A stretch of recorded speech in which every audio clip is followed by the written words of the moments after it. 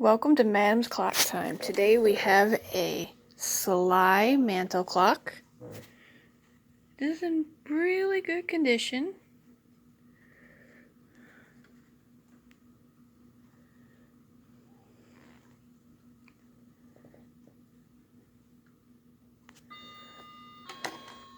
The front opens and it closes.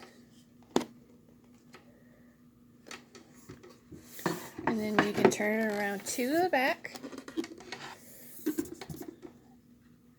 And this is where you would change the battery of the clock. This one has multiple different chimes on it. Today I will show you the Westminster chime.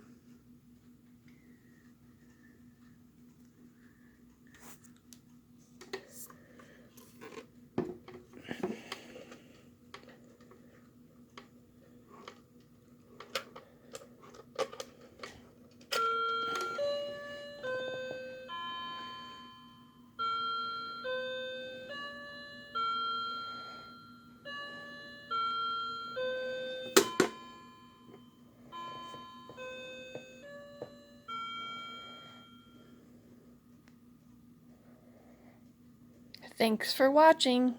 Please like and subscribe.